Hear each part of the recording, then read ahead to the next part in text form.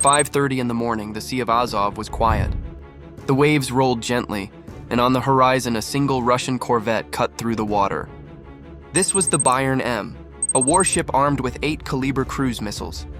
Each of those missiles could strike a Ukrainian city in minutes, and the crew on board believed they had full control of the sea. What they did not know was that they were already in the crosshairs of a Ukrainian operation that had been planned down to the smallest detail.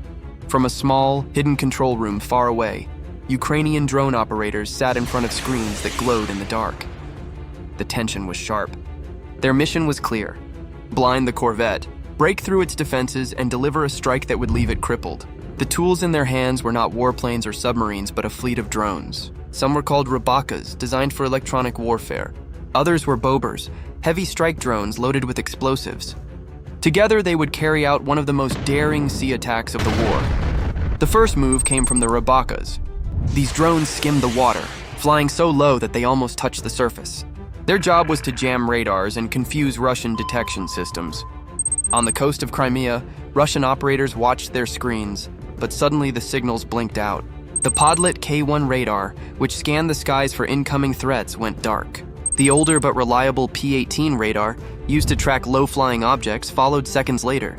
Without them, the corvette's crew was half-blind, and the Ukrainians knew it. Russian defenses along the coast were built to stop exactly this kind of attack. Checkpoints were fitted with repellent jammers that could disrupt drone communication. Pantsir air defense systems stood ready, their missiles locked on the skies. On board the corvette itself, AK-630 cannons waited to cut down anything that got too close, and tubes of chaff were prepared to mislead incoming weapons. It was a wall of steel and electronics. But defenses only work when they know where the attack is coming from, and right now the Russians were in the dark. The Rybakas pushed harder, flooding the electronic spectrum with noise. The corvette's systems flickered. Alarms sounded in its operations room. The crew scrambled, trying to reset equipment and regain a clear picture of what was happening around them. Instead, their screens showed nothing but static. Somewhere out there, they knew the enemy was coming. But from which direction? How many? Nobody could say. This was the moment the Bobers had been waiting for.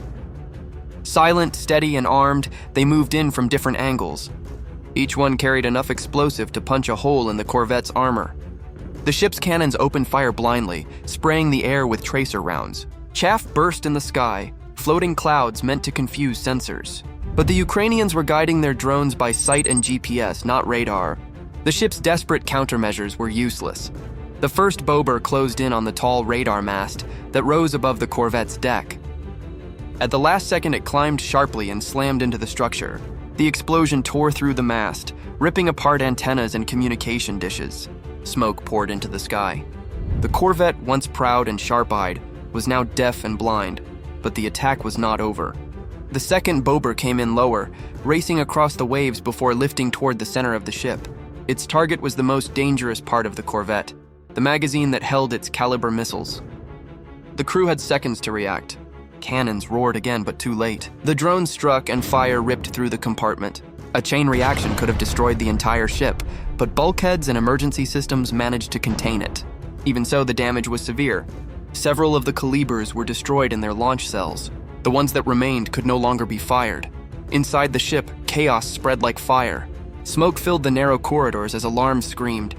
Sailors rushed in every direction, some dragging hoses, others carrying extinguishers, all trying desperately to contain the flames.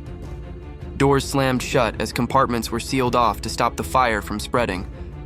The crew's voices echoed in the confusion, but command lines were broken. Radios crackled with silence. Communication with shore was gone. The ship's radar screens, once alive with data, were now nothing but black glass. Even the electronic warfare units, usually the last line of defense, were dead. The Bayern M was still afloat, but it was no longer the proud corvette that had sailed out hours earlier. Its radar was crippled, its missile magazine burning, and its crew shaken. The warship was blind and nearly defenseless, a shadow of its former power. Far away in their control room, Ukrainian drone operators leaned back in relief. Their mission was complete. With a handful of drones, they had achieved what once required fleets and fighter jets. They had taken away Russia's advantage in the Sea of Azov. The Bayern M, limping and wounded, turned for port.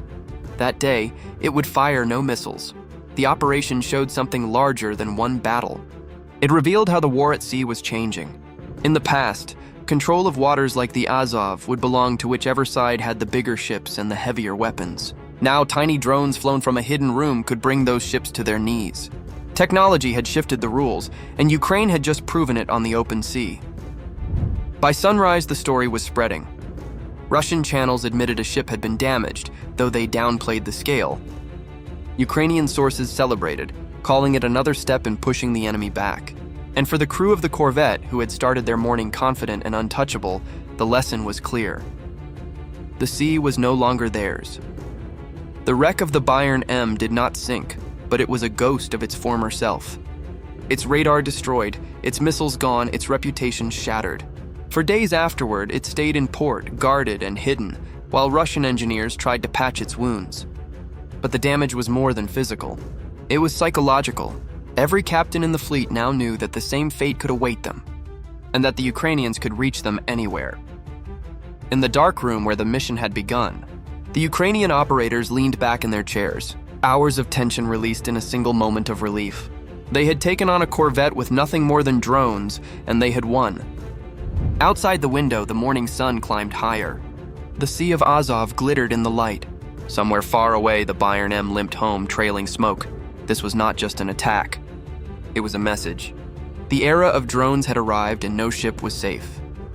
If you want to follow more stories like this, where technology, courage, and strategy change the course of battle, make sure to subscribe to the channel. Every mission has a lesson and we will bring them to you. Do not miss what comes next.